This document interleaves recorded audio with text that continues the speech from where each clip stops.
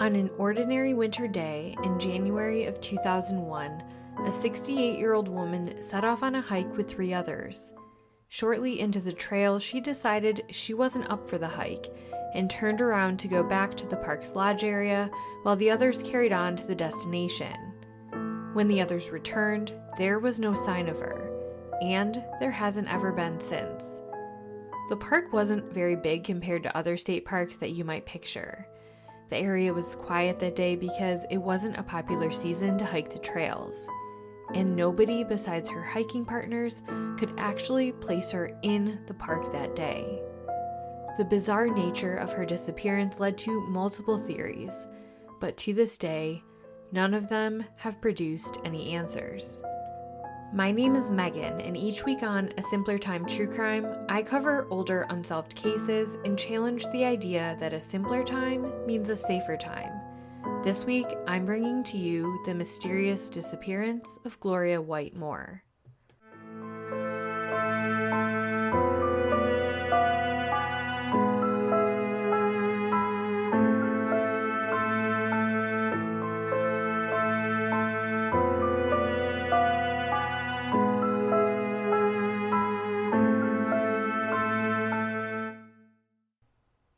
Today's case is a listener-requested episode with a special connection.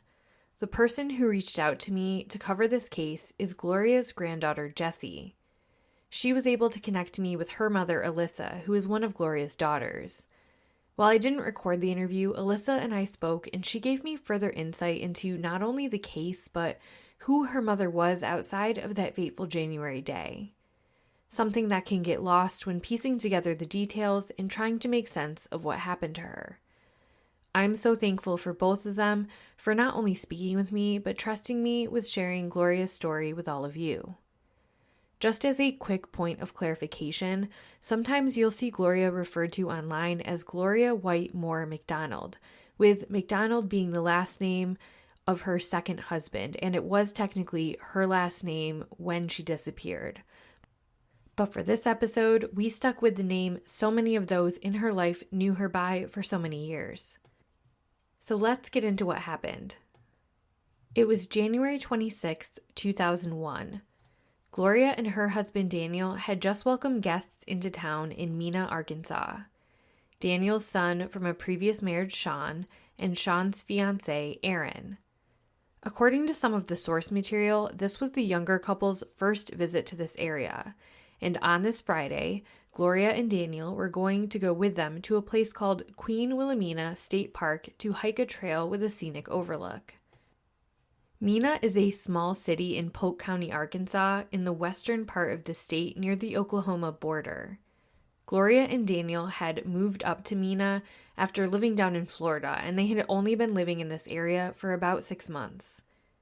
Gloria had grown up in the Texarkana area, a couple of hours south of Mena. Gloria met Daniel while working at a senior center that he had come into to visit. His first wife was still alive at that time when they first met. Gloria's husband had previously passed away, and then after Daniel's wife died, the two reconnected and began casually dating before getting more serious and eventually getting married.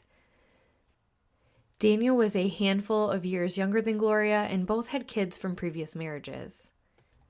Alyssa told me in her interview that her and her siblings were adopted, and she still even remembers the little details of going to adopt her baby brother and the blessing ceremony he received. So now that Gloria and Daniel were living up in Mena and hosting his son and future daughter-in-law, they wanted to show them around town and go to this beautiful spot. Queen Wilhelmina Park is located at the top of Rich Mountain, a little over 10 miles outside of Mena, and Rich Mountain is Arkansas's second highest mountain peak.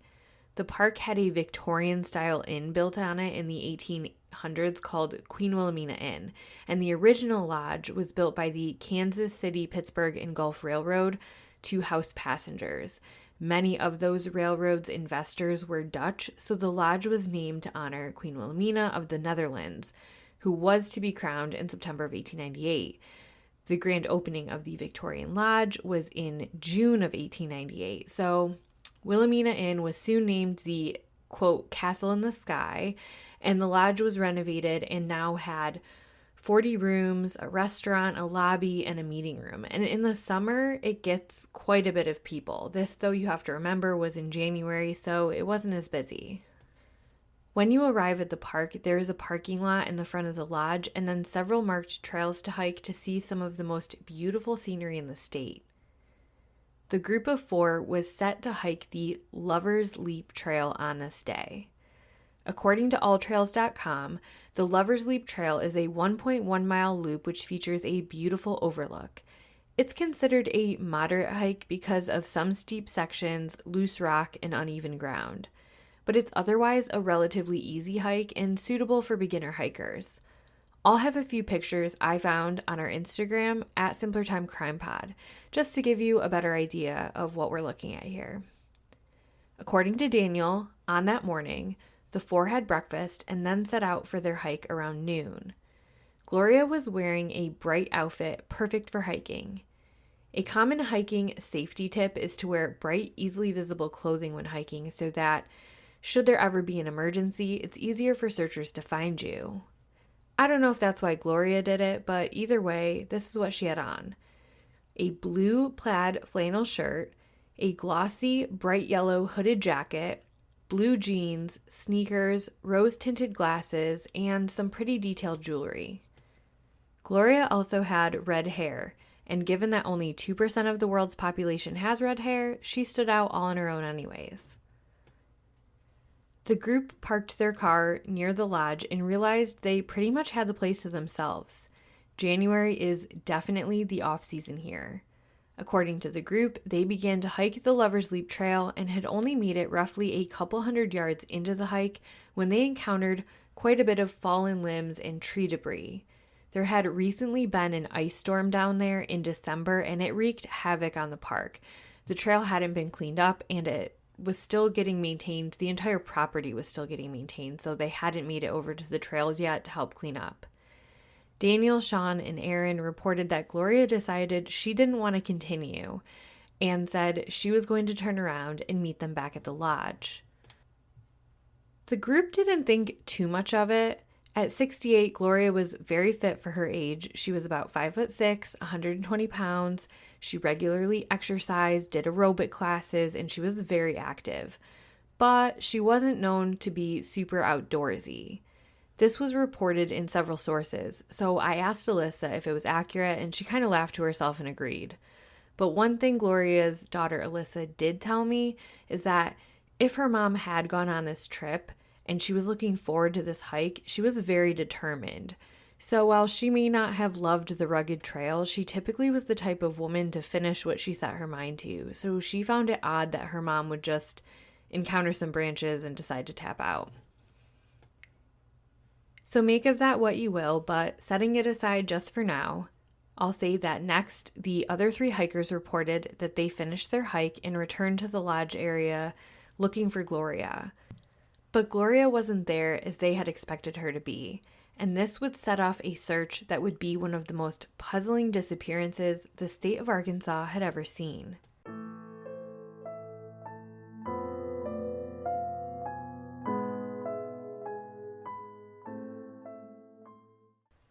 When the group had returned back, the car was right where they had left it and how they left it, but Gloria wasn't in it. They walked over to the lodge area and she wasn't there either. They asked around, had anybody seen her? Nobody had. After doing a search for Gloria themselves and finding nothing, they alerted park workers and the authorities for assistance. I mentioned that the park was pretty empty that day, and according to the source material, there were only around 6 employees there and 1 room that was booked at the lodge. I'm unclear on how many people were staying at that 1 room. The employees were hotel front end staff, food workers, and a few people working as a grounds crew cleaning up after the recent ice storm. I'm honestly surprised they even kept the lodge open that time of year and could afford to pay people to operate it with such few visitors. But in reading, it sounds like it's the only lodging open for a long stretch, so who knows? Maybe there's more factors I'm not thinking of. There were also a few other cars in the parking lot, likely visitors passing through on a day trip. The park workers were all immediately interviewed. One maintenance worker said he may have seen a woman in a yellow jacket, but he couldn't be certain. The other workers at the park were notably more solid in their belief of having not seen her. They said they would have noticed a red-headed woman in a yellow coat walking around the lodge on a very slow business day. When I spoke to Gloria's daughter Alyssa about this day, she remembered it like it was yesterday. She was home, but for whatever reason, and she couldn't remember exactly why, she wasn't able to be reached on her home phone. It may have just not been working at the time. So her fiance had received the news about her mother and came home and told her that her mother was missing. Her young son was present at the time and he was absolutely devastated. He was so close with his grandmother. I can't imagine what it would be like to be in Alyssa's shoes in this scenario. You find out that your mother is missing.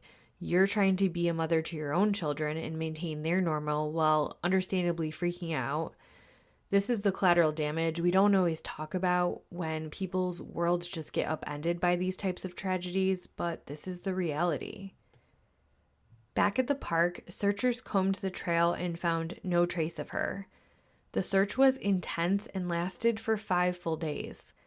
According to the Jonesboro Sun, 70 volunteers took bloodhounds over 1,100 acres of land over those 5 days.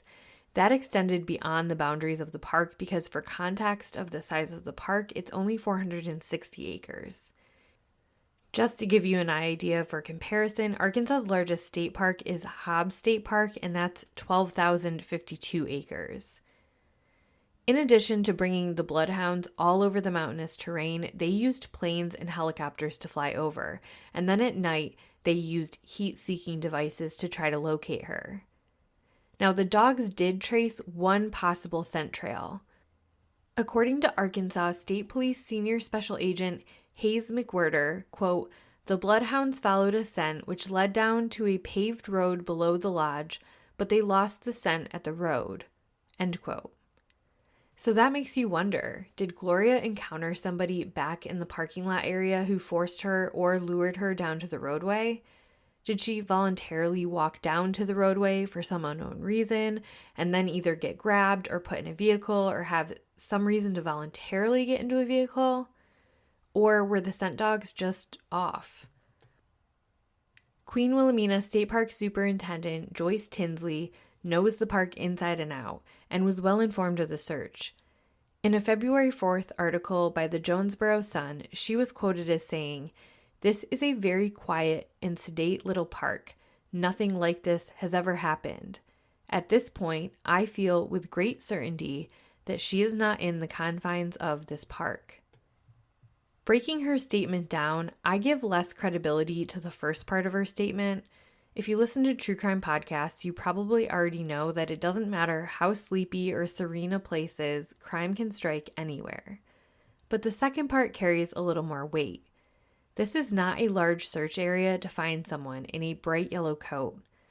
Then again, we've seen crazier things. People who disappeared into the wilderness in an even smaller search area and who failed to be located until significantly later.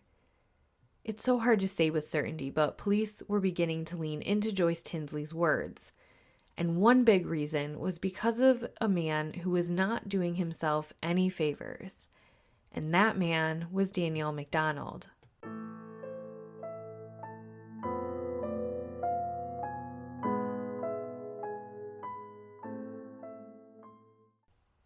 Less than a week after his wife vanished, Daniel McDonald packed up his home and moved back down to Florida. He said, quote, "I'm getting out of town. I don't want to be the guy in Mina whose wife got killed on the mountain," end quote. Leaving town within a week of a suspicious disappearance of your wife is not a good look. While unlikely, if Gloria had just gotten disoriented or injured, there was still a window of time she could still be alive at this point. Imagine they found her and you've packed up and moved across state lines. It doesn't even make sense. Now let's also look at the language he chose. Killed on the mountain. Now I know if we're splitting hairs, killed isn't the same word as murdered. You may say someone was killed in a car accident, for example. But it's still an interesting word to pick when your wife is just missing. Daniel said he knew he was a suspect in police's eyes, and he told the newspapers that he demanded to take a polygraph test. So he did, and he passed. But his odd statements didn't end there. He told the Associated Press that he couldn't imagine anybody would abduct his wife for her looks because she wasn't pretty. If you need a moment to digest that, so did I. I could not believe that I read that. First of all, it's just not true, and it's irrelevant, and it's just a really, really, really odd thing to say, and terrible. He went on to say, quote, "I think she saw something she shouldn't have seen, so they took her. Or maybe she was snatched up by someone and tossed into one of these buildings," end quote. The buildings he was referring to were the historic buildings within the park boundaries, but they were all searched thoroughly without a single sign of Gloria. Carrying on with his off-putting statements, he told the press, quote, "In my mind, she's dead. I think maybe I'm a black widow. I had one wife die on Valentine's Day 2 years ago, and another is dead now. I don't think I'll go for 3, end quote. So yes, a lot to unpack there. I will let you do it for yourself. I certainly have my own opinions, and I've already shared more of them in this episode than I typically do. It's so wildly inappropriate, so much of what he said, and I had a hard time even reading them. And maybe it's these statements, maybe it's because he fled to Florida, maybe it's because there wasn't a shred of evidence of Gloria in that park, or a combination of all of those things, but police would not clear him as a suspect, even though he passed the polygraph test. You might be wondering what Sean and Aaron had to say. Sean said in a telephone interview to the newspaper that his dad says whatever comes to his mind, and that he can be blunt and off-putting, but that he's a great guy who wouldn't harm anyone. Sean went on to say that he and Aaron and his father were all interrogated separately and had the same story. He described the experience of being suspects as surreal and like something on TV that you don't think will happen to you. For her part, Aaron agreed and even said she was still having nightmares about the whole situation. After the initial search turned up no solid clues, the case went cold for a bit. In the late summer of 2001, the case got a spark again. One fast fact about Gloria was that she grew up with billionaire Ross Perot, and when he found out his classmate went missing under suspicious circumstances, he became involved. To what extent, some of that still actually remains confidential. It's thought that he funded some PIs and that he was behind a $50,000 reward that was put up. A few local newspapers covered the Ross Perot angle at the time, and it gave an opportunity for updates on the case. Sheriff Ron Oglesby told the paper that he was stumped. He said they continued to look into the foul play angle, but that every once in a while, they would get a report of a sighting of her. Based on what I read, it's my personal opinion that the police department may have begun to believe she left on her own accord during this part of the timeline, based on some of the comments that were made. For example, Gloria's daughter Carrie told the newspaper that her mother would never take off and leave them wondering. Gloria's son was killed in a plane crash in 1982, and his body wasn't recovered for 3 months. Carrie said that their mother would never leave them to just not know. Sheriff Oglesby had a rather jaded response for this, saying, quote, "One thing I've learned in this business is that people never do what their family and friends think they're going to do," end quote. Oglesby said that they kept an eye on Daniel McDonald's financials. They followed all the new leads that came in, and anytime a body was found in or around Arkansas, he called up the medical examiner to see about a potential ID. But it was no luck, and despite all of this, there have been no signs of Gloria and no new major leads since.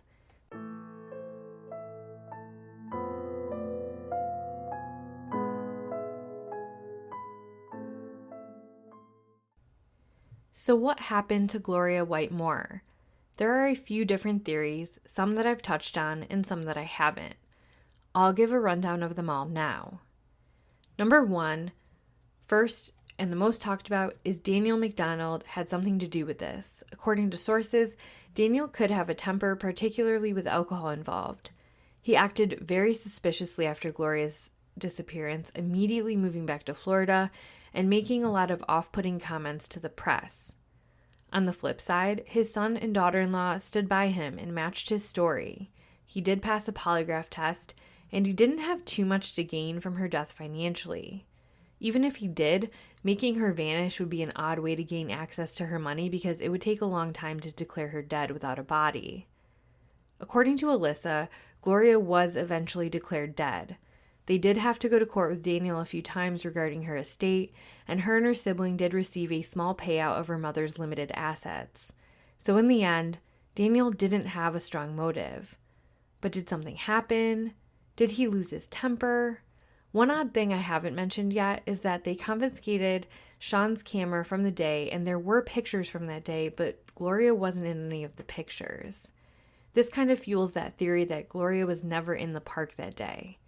But at the same time, if you're only using your camera for pictures along the hike and Gloria didn't make it that far into the hike, that could make sense. If Daniel had something to do with his wife's disappearance, he can't tell us now as he's since passed away. Sean and Aaron have stuck to their story, and really, what motive would they have to lie? I'm certainly not accusing them of it, and it's all just really odd. Number 2, did Gloria witness a drug deal or stumble upon something she shouldn't? I spoke with Alyssa about this theory, and she said she had heard of it and that it was possible. She said that some of the people close to the investigation had told her that there were some drugs in the area, but presumably her mom walked back out the same way she had walked in. So if she were to encounter something, wouldn't she have encountered it when she had walked in with the group in the first place? Aaron had once told a newspaper that it creeped her out to imagine that possibly they had been being watched that day while they were hiking, and that maybe someone just took advantage of Gloria being alone. But Aaron sort of narrated her train of thought out loud and even ended up saying, but how would they have known that Gloria would turn back by herself? So this is possible. It's never been ruled out, but there's not a lot of evidence to show that it was a solid lead either. Number 3, did she run away? This one seems highly unlikely. She has not used her social security number. She's not touched her bank account since then. She's had no strange bank activity beforehand. She's never been in touch with her grandchildren or her children, whom she loved dearly and was very close with. And even though for parts of 2001, police seem to think she may have run away because of all those sightings, it seems they no longer believe this to be the case. In some sources, she is listed as lost, injured, missing, but in most of them, she is listed as foul play suspected. Number 4, did she get lost or injured on the mountainside and her body has just never been found? This one is still technically feasible. If she fell a great distance, it may be that her body was covered by the brush or by the landscape. But remember, they did a very, very, very thorough land, air, and canine search, and they came up with not even a hint of a clue for her. And then there's been nothing all of these years either. So can it be ruled out that Gloria is still out at the park? No, but it is unlikely. Theory number 5 is connected to her job. She, for the time that she lived in Mena, worked at the Mena Star, and she was a court reporter. So at first, her friends and family thought maybe she had done a story on somebody and that it was kind of a scandalous story and that they were taking revenge and kidnapped her because of what she reported on. But her friends went through all her newspaper articles, and none of them really had any type of substance to them that would have put her in any danger. So that one, again, nothing can be ruled out, but that one's pretty unlikely. And lastly was she abducted from the parking area or the lodge area? This one is still viable in my opinion. The park was so isolated that day that it would have had to been one of those really weird scenarios where the wrong person showed up at the perfect timing for the abductor and the worst timing for Gloria. Her purse was locked up in the car still, so it's not like robbery was seemingly a motive. Actually, on that front, I'll just pivot for a moment. That's something that Alyssa said was very off to her.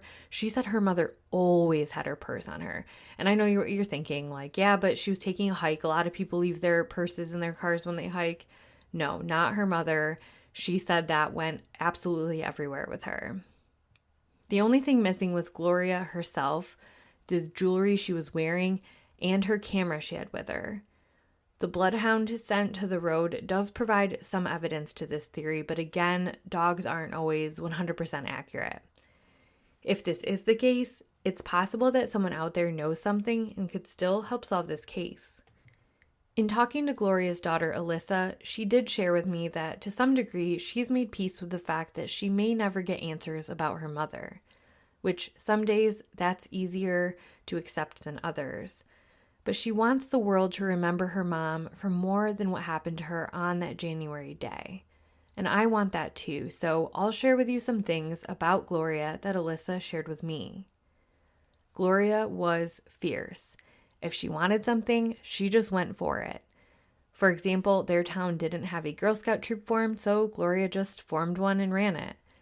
She was wonderfully artistic. She did intricate drawings, beautiful paintings, and she sewed. Some of her art was sold and appeared in Reader's Digest. Gloria was an extrovert, so social, so forthcoming. If you needed anything, she was there for you.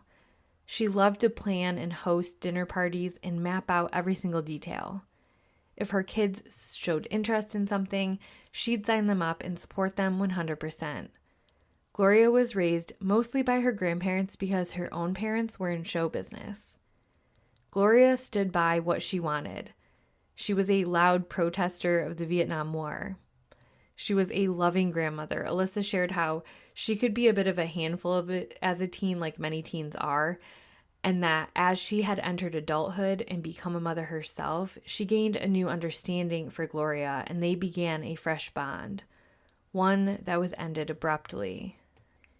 In short, Gloria's presence was fulfilling and engaging and comforting, and her absence is an immeasurable void, exacerbated by the lack of answers and closure. That is something all her family wishes for most. If Gloria were still alive today at the time of this recording, she would be 92 years old.